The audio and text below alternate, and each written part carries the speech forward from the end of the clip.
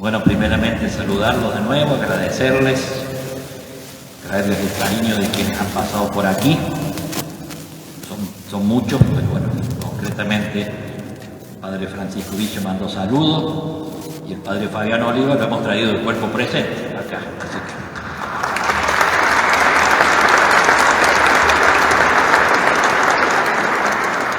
Así que bueno, con alegría poder celebrar juntos esta fiesta linda de este santazo, ¿no? San Antonio de Padua, que saben es el santo más popular de todo el mundo, de tal manera que León XII, no León XIII, quizás fue León XII, lo llamó el santo de todo el mundo, porque por todas partes, por donde uno ande por este mundo, se puede encontrar su imagen y su devoción.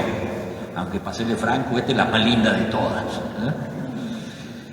Es patrón de los pobres, es patrón de los peregrinos, de los viajeros, porque él lo fue, es patrono de los albañiles, porque él mismo construyó muchas iglesias donde tenían que vivir, es patrono de los panaderos, por el pancito de San Antonio, y es patrono de los papeleros. Ahí sí que no sé por qué, pero bueno, será porque leía muchos libros y escribía también, ¿no? Pero esta es la figura hermosa de este hombre que vivió allá por final del 1100, que era discípulo de San Francisco. En popularidad, curiosamente, le ganó a San Francisco. Lo conoció personalmente a San Francisco, ¿no? Él comienza su vida siendo contemplativo, como esas monjitas que están dentro del monasterio.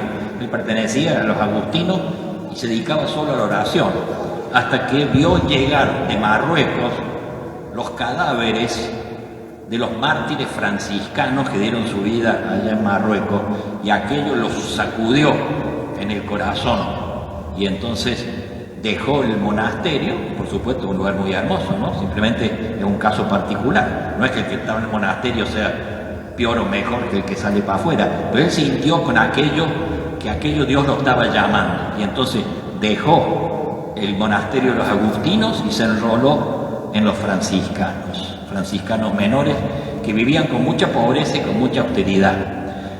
San Antonio era tremendamente culto, un hombre quizás de su época el más brillante de todos, pero al entrar los franciscanos él mismo se autodispuso a la sencillez y a la pobreza, de tal manera que durante muchos años fue el cocinero, lo cual es un trabajo dignísimo, ojo, ¿no? Pero él podría haber estado dando clases en aquel momento en las grandes universidades de Europa.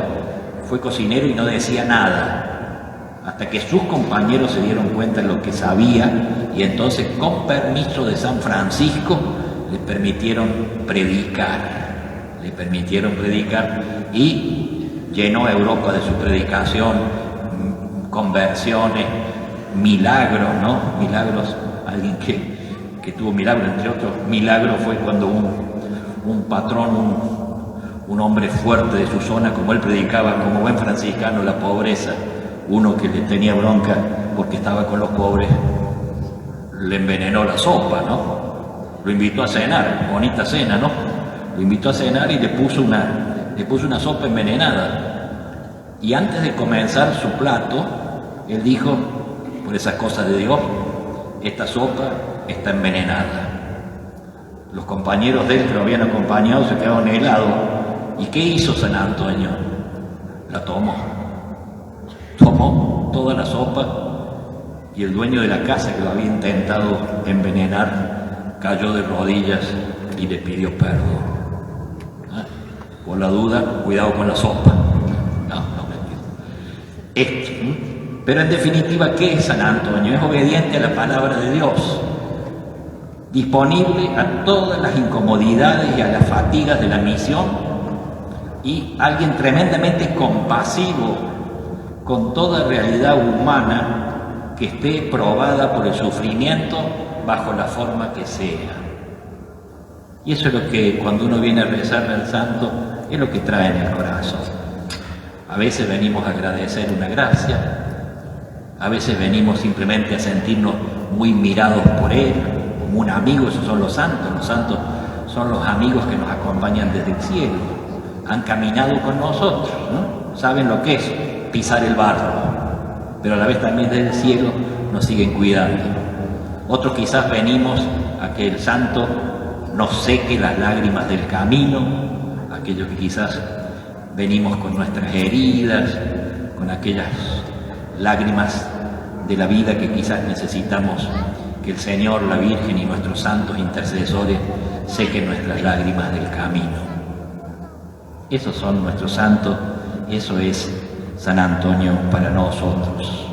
Y decían de San Antonio en este sentido que era un anunciador tremendo de la ternura de Dios, de su bondad y de su infinita misericordia.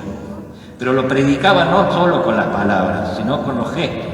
Él mismo va a decir en uno de sus sermones: si a nuestras palabras no le acompañan los gestos, en vez de hacer bien, terminan haciendo daño. La palabra, y sobre todo la palabra del Evangelio, que es exigente, tiene que ir acompañado de los gestos. Y eso era San Antonio, un anunciador de la ternura de Dios a través de su ternura. Un anunciador de la bondad del Señor a través de su gesto de bondad. Un anunciador de la caridad infinita del Señor a través de los gestos de caridad, especialmente con los más sufridos, con los pobres, con los solitos, con los enfermos. Esto, ¿no? La palabra dice, esta era la frase, tiene fuerza cuando va acompañada de las obras. Y agregaba algo duro: estamos repletos de palabras, pero muchas veces vacíos de obras y de gestos, decía San Antonio, ¿no? Que pidamos esa gracia, que cada uno en su corazoncito, en espíritu de fiesta, de agradecimiento, en esta algarabía hermosa con la que hemos comenzado. Bueno, ustedes han comenzado con la novena, pero hoy día, con esta jineteada, con esta caravana, digamos, tan linda, recorriendo San Antonio, yo digo, mientras ha ido recorriendo las calles, en su corazón habrá ido atesorando quizás la alegría de un jovencito que le fue bien, el dolor de una abuela con sus dolores, el que está sin trabajo. Al ir pasando por nuestras casas, San Antonio habrá ido atesorando en su corazón cosas hermosas y también cosas dolorosas, ¿no? Eso es nuestra vida, y por eso lo hacemos recorrer nuestras calles. Y a la vez le pedimos fuerza para que nosotros también recorramos nuestras calles como lo hizo él, hoy en la peregrinación, y en su vida recorrió toda Europa predicando por los pueblos.